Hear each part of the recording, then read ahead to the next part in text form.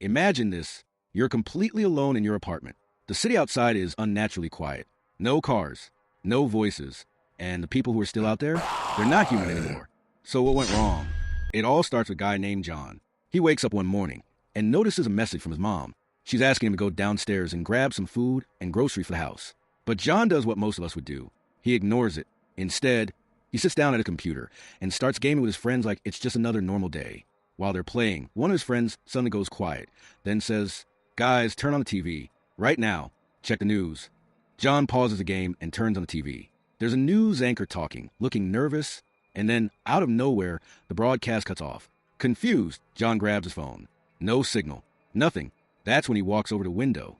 Outside, people are running, screaming, panicking. Some of them are attacking others for no clear reason. And then John sees something that makes his stomach drop. A girl gets bitten, right in front of him. John freezes. This doesn't make any sense. There's no police, no sirens, no help at all. Moments later, he hears loud screams echoing through the hallway outside his apartment. He slowly walks to the door and looks through the peephole. Nothing. Then suddenly, the door flies open. His neighbor forces his way inside, shaking, barely able to stand. The guy looks absolutely terrified. He tells John, "People out there have lost their minds. My own brother broke into my place. He turned into something, like a zombie. He tried to kill me." The man begs John to let him stay for a while.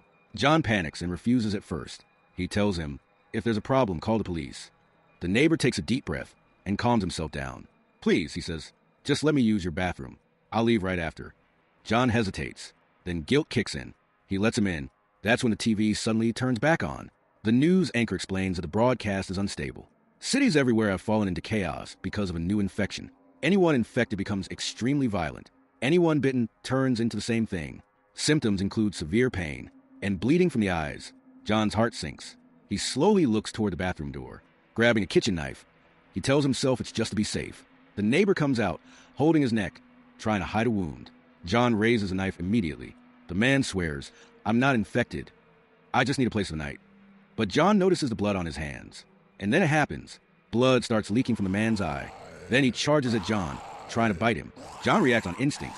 He pushes him out of the apartment and stabs him as a man desperately tries to get back inside. John slams the door shut, breathing heavily. He looks through the peephole, and what he sees is even worse. A massive zombie attacks his neighbor and starts eating him alive. John doesn't move, doesn't breathe, doesn't make a sound. Blood slowly begins to seep from under his door. Shaking with fear, John drags his fridge across the floor and blocks the entrance. He tries calling his sister. Still no signal. Then suddenly, a message appears. It's from his sister. She tells him not to panic. She says she and their mom are safe, and she warns him to ration his food and stay away from the zombies taking over the city. John opens his kitchen cabinets. The food, barely enough. He lets out a bitter laugh and whispers to himself, "I should have listened to Mom." The next day, he watches the news again. More people have turned. A reporter asks the doctor what people should do. The answer is simple. Stay inside. Lock your doors. Stock up on food. Do not go outside until further notice. John scrolls through his phone. People are posting photos, begging the army for help. So he does the same. He takes a picture of himself, writes his name and address on a piece of paper, and asks for help. That's when he sees another video. A man steps onto his balcony, trying to catch a signal. For a moment, it works. Then he slips and falls to his death. That's when John gets an idea. He grabs his drone, ties his phone to it, and sends it flying outside. From above, he sees the truth. Buildings, empty streets, zombies everywhere. He flies higher. Signal. John finally manages to call his sister. But once again, luck isn't on his side. The drone battery dies. That night, everything gets worse. Out of nowhere, John hears gunshots echoing from the street below. His heart, and then, a bullet slams into glass right in front of him. John freezes in place. Outside, he sees a female police officer fighting for her life, surrounded by zombies. She's shooting, backing away, doing everything she can survive. But there are too many of them. She raises a gun and points at herself. She'd rather die by her own hand than be torn apart. But she can't do it. Her hands shake. She hesitates. And that's when the zombies grab her and drag her away, screaming. John watches everything from above. Someone starts pounding on his apartment door. The sound is violent, relentless. John grabs a bat and backs away, his hands slick with sweat. The banging gets stronger and stronger. Then he sees it.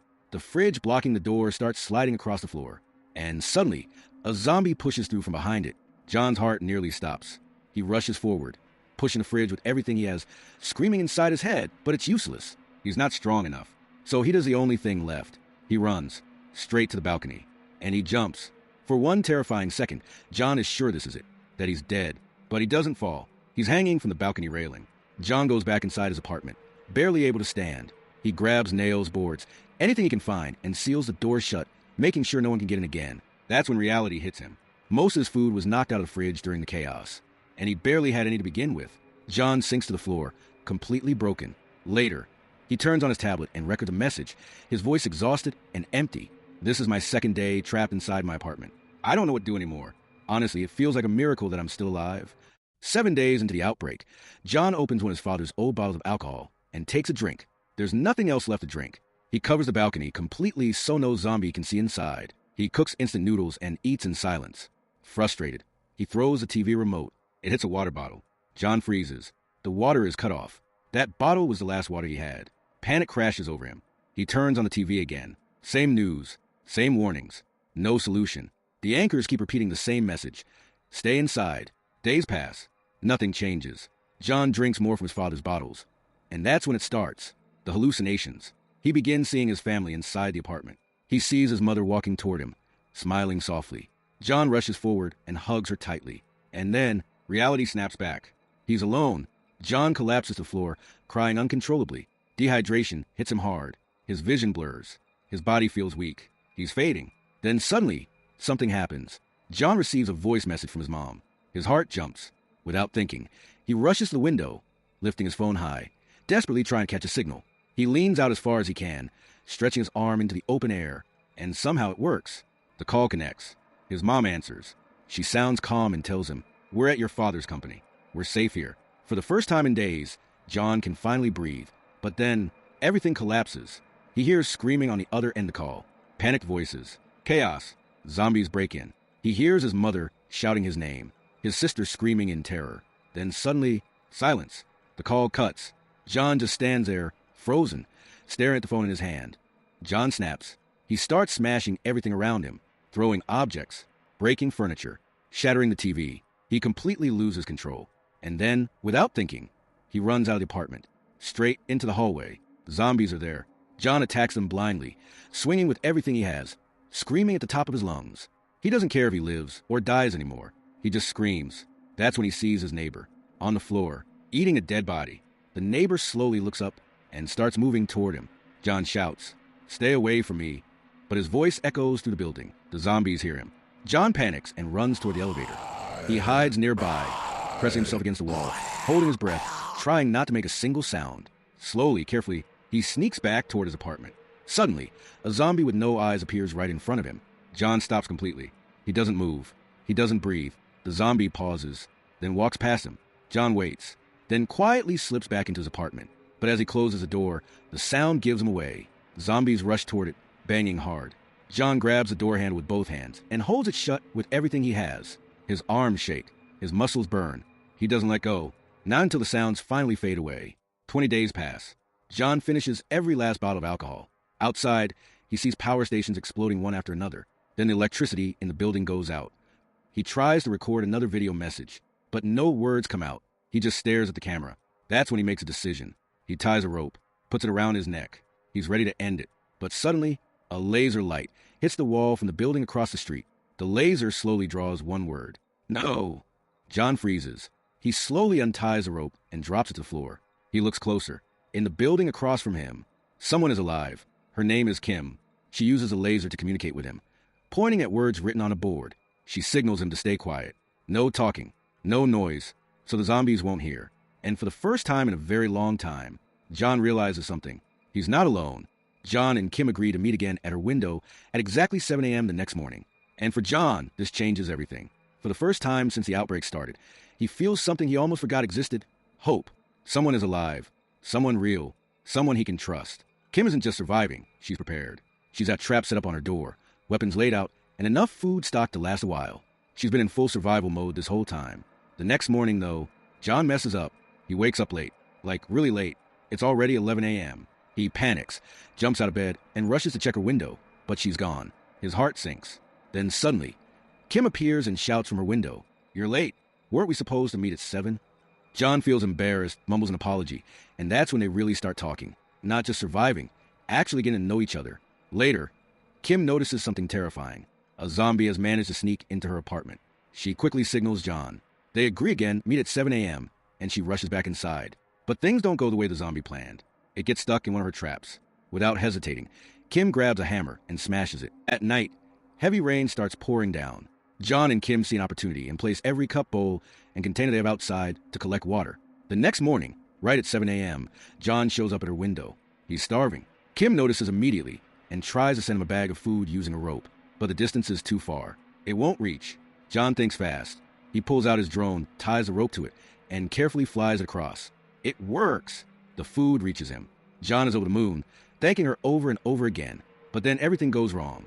Down on the street, a zombie grabs a rope, yanks it hard. A table slams against her back. She goes unconscious. Zombies start climbing toward her window. John completely freaks out. He throws whatever he can, trying to stop them, but he's too far away. At the same time, a whole horde starts trying to break into John's building. John launches a drone again, circling around the zombie, but he grabs her. At the last second, Kim wakes up. Without hesitation, she grabs a weapon, cuts off the zombie's hand, and kills it. Every zombie outside sees her. Now, they all know someone's alive in that apartment. John realizes this is his only chance. He grabs a stick, sneaks out, and spots his neighbor's dead body in the hallway. He takes the apartment keys and slips inside. He raids the fridge, grabs as much food as he can, and finds a pair of walkie-talkies.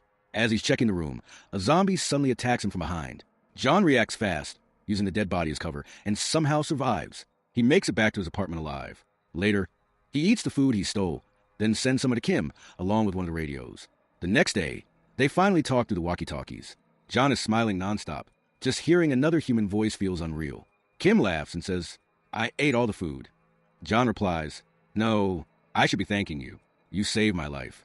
Kim pauses and says calmly, "No, I didn't save you. You wanted to live. You just found a reason." They spend the rest of the day talking, cooking, and preparing together, getting closer, trust growing. At one point, Kim admits she's afraid of heights. John laughs, surprised. "Wait, you cut off a zombie's hand, but you're scared of heights?" She shrugs. "I don't see them as human. That's easy. Heights? That's different." Later, they hear what sounds like rain again and rush to collect more water. But it's not rain. It's zombies. A massive horde, running, smashing into buildings. They drop to the floor, barely breathing, trying not to make a sound. Then it happens. The table falls. The noise echoes. Zombies rush toward Kim's apartment. She panics, whispers that this is bad. John thinks fast and makes a call to another apartment in the building. The zombies follow the noise instead, leaving Kim's place untouched. Finally, they decide they can't stay anymore. So yeah, they go to the 8th floor. It's clear. No zombies. Kim goes first. She ties a rope around herself and jumps, fighting zombies along the way, using every weapon she has. John watches, completely amazed. Now they're fighting together, covering each other, moving as one. They manage to reach another building and slam the door shut behind them, but the glass starts cracking. The zombies are pounding harder and harder, and they both realize this place won't hold for long. So John and Kim hop into the elevator. Their hearts are still racing as they reach the 8th floor. They slowly check the hallway. Nothing. No zombies. Total silence. They start trying apartment doors, but every single one of them is locked. Then suddenly, a zombie appears behind them, and within seconds, more zombies start showing up. Panic kicks in. John reacts fast. He slams a heavy metal door down, blocking the hallway and slowing the zombies just enough. While he's fighting them off, Kim manages to unlock one apartment door. Just as she's about to get inside, a man suddenly grabs her from behind and throws a smoke bomb. The hallway fills with smoke, and he shouts at John to come in too. John doesn't think twice. He jumps inside. For the first time in a long time, they feel safe. But Kim isn't relaxed at all. She looks at the man and asks, Who are you?" The man smiles calmly. "You should thank me. His name is Sang." He tells him he thought he was the only survivor on the 8th floor. He offers them water. Kim hesitates at first, but when she sees him drink from the same bottle, she relaxes and takes a sip. Then he gives them food and says, "Eat. This will keep you alive until the rescue team arrives." Rescue team? Those words hit hard. John's face lights up. He hugs Kim, hope flooding back into his chest. And then, everything goes wrong. John suddenly collapses to the floor, unconscious. Kim tries to move, but the room starts spinning. She realizes too late. The food was laced with sedatives. She falls as well. When Kim wakes up, she's locked inside a room. Next to her, a zombie tied up. Sang stands there and slowly loosens a rope. The zombie starts moving toward her. That's when Kim realizes the truth. The zombie is Sang's wife. He's been keeping her alive, feeding her humans. John wakes up in another room, grabs his gun and screams at Sang. "You're insane." Sang looks at him and says calmly, "I'm just trying to save my wife." He lets go of the rope completely. John rushes forward, grabs it, and pulls the zombie back, trying to protect Kim. Sang pulls out a knife and says, "Let my wife eat her, and I'll let you live." John struggles, but he's losing strength. The zombie lunges toward Kim. She screams. John tries to break the door open, but suddenly everything went completely silent. Sang opens the door to see what's happening, and his wife attacks him. Kim raises her gun. Sang doesn't fight back. He lets his zombie wife feed on him. Kim pulls the trigger. Both of them are gone. The gunshots echo through the building. Zombies here. A lot of them. John and Kim panic. They know they don't have much time. Kim hands John the gun and says quietly, "If it comes to it, shoot me." John's hands shake. Tears fall, but he nods. Then they hear it. Helicopters. They run toward the roof, throwing smoke bombs, fighting zombies on the stairs, barely making it through. Kim stumbles. John catches her and pushes her forward. She reaches the roof, but the helicopters are already leaving. John locks the door behind them, buying a few seconds. Reality hits. The helicopters are gone. Zombies break through the door. John uses his last bullets, killing 2 of them. And then, a military helicopter suddenly appears. Soldiers open fire, taking down the zombies. John and Kim run and jump inside. They're finally safe. On the radio, they hear the truth. Over 50,000 people are infected. The city is almost empty. The army found John because of an old photo he posted on social media. And that's where we leave John and Kim, alive, together. Now, tell me, if you were John, would you leave the apartment or stay inside? If you enjoyed the story, don't forget to like and subscribe.